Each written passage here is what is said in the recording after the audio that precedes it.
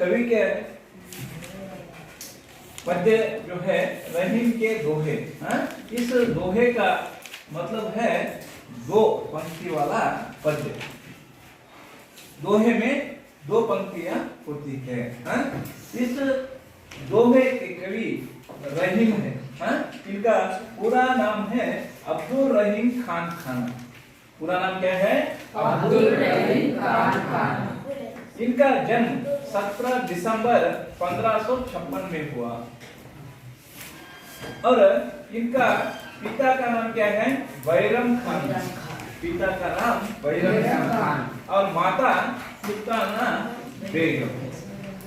इनके कई प्रमुख रचनाएं हैं। कौन कौन सा है? रहीम सतसई, बरवे नायिका भेद और श्रृंगार सारोथा। ये इनके प्रमुख रचनाएं हैं।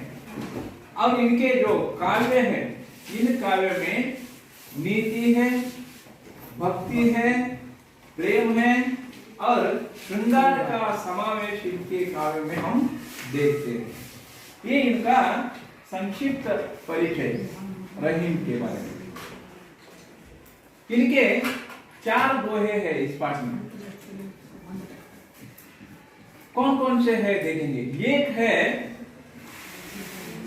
एक पहला दोहा है, तरवर फल नहीं खात है, सरवर पीह ना पान, कहीं रहीम परकजाहित संपत्ति संचयी सुजान। इसका मतलब है तरवर। तरवर का मतलब होता है पेड़। तरवर का मतलब पेड़। तरवर का मतलब क्या है? पेड़। और तरवर फल नहीं खाता है। जिस तरह पेड़ अपना फल खुद नहीं खाता है, उसी तरह सरोवर का मतलब होता है कि सरोवर में जो पानी होता है, खुद सरोवर पानी नहीं पीता है। उसी तरह रहीम कहते हैं कि सज्जन जो लोग, सच्चारित्रवंत जो लोग रहते हैं, वह परोपकार के लिए संपत्ति का संग्रह करते हैं। दूसरों के लिए, अच्छाई के लिए संपत्ति का संग्रह करते हैं। यही इस दोहे का अर्थ है। मैं एक बार इसे गाऊंगा, देखिए। सरवर फल नहीं खात है, सरवर पी न पान, सरवर फल नहीं खात है, सरवर पी न पान, कहीं रहीम परकाहित संपत्ति संचयी सुजान। रहीमा संपत्ति संचयी सुजान। यह दोहा है। इस दोहे के बारे में आपको जानकारी होगा। मेरे हिसाब से आपको समझ में आया होगा। नेक्स्ट दोहा है, दूसरा दोहा है, जो रहीम उत्तम प्रकृति का करी सकत कुसुम, चंदन विषय व्यापक नहीं, लिपटे रहित भुजन। यहाँ पर एक बहुत अच्छा दोहा है। देखिए, इस दोहे में कहते हैं कि कभी जिस तरह रहीम उत्तम प्रकृति, अच्छे व्यक्ति के साथ, कुसंग अच्छे व्यक्ति के साथ जिस तरह बुरा लोग रहते हैं, अच्छों के साथ रहने से अच्छों का कोई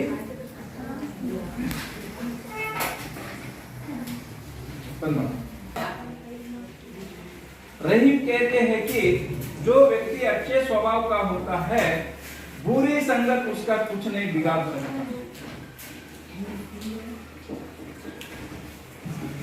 जैसे चंदन के पेड़ से सांप लिपटने रहने पर भी चंदन से उसका विष व्यापक नहीं होता। जिस तरह चंदन के पेड़ को सांप लिपट रहता है और सांप में जो विषय रहता है उसे चंदन को कुछ नहीं करता है, उसी तरह अच्छे लोगों के साथ अगर कोई बुरे लोग रहे तो भी अच्छे लोगों को कुछ नहीं कर सकते। उनका स्वभाव कभी हमेशा अच्छा ही रहते हैं। अच्छे लोग कभी बुरो संगत करने से बुरे नहीं होते, हमेशा अच्छे ही रहते हैं। जिस तरह चंदन के पेड़ को सांप लिपटने पर सांप का विष उसमें नहीं आता चंदन में, उसी तरह अच्छे व्यक्ति के अंदर बुरे लोगों के साथ रहने से बुराई नहीं होता। यही इस दोहे का अर्थ है। और तीसरा है, रहीमन देख बड़ेन को लघु न दीजिए डाल, जहां काम आवे सुई कहा करे तलवार। हम हमेशा हमारे जीवन में कोई भी चीज हो उसे हम छोटा नहीं समझना चाहिए। छोटे छोटे चीजों से ही बड़ा होता है। हम हमेशा छोटे बड़े सभी का आदर करना चाहिए। देखिए, हम जो कौदिया सीखते हैं, कौदी गोदड़ी बोलते हैं ना, उसे सिलाई करते हैं। उस सिलाई करने के लिए हमें क्या चाहिए? सुई चाहिए ना। सुई के जगह कोई तलवार लेकर सिलाई करते हैं क्या? नहीं है ना। जहां तलवार का उपयोग होता है वहां सुई का नहीं उपयोग होता। जहां सुई का उपयोग होता है वहां तलवार का नहीं उपयोग होता। इसलिए हमेशा कभी बड़े को हम लघु नहीं समझना चाहिए और छोटे को भी कभी हमें लघु नहीं समझना चाहिए। किसी न किसी व्यक्ति में कोई ना कोई एक सामर्थ्य होता है, उसका उपयोग करना हमारे हाथ में है। सही ढंग से सही संदर्भ में उसको आदर करना हम सबका कर्तव्य है। यही इस दोहे का अर्थ है। और चौथा दोहा है, बड़े न लोग न ज्यादा बोलते हैं। चौथा दोहे में कवि कह रहे हैं, बड़े बड़ाई न करे, बड़े बड़ाई न करे, बड़े न बोले बोल। बड़े लोग ज्यादा नहीं बोलते, जितना चाहे उतना ही वे बोलते हैं। रहीमन हीरा कब कहे लाख टका मोहन। हीरा हीरा आप देखे हैं, हीरा बहुमूल्य है, उसका मूल्य ज्यादा होता है, लेकिन वह कभी नहीं कहता मेरा मूल्य बड़ा है, मैं बड़ा हूँ। इस तरह कभी नहीं कहता। उसी तरह बड़े लोग भी वो कभी अपने के बारे में नहीं बोलते हैं। यही इस दोहे का अर्थ है।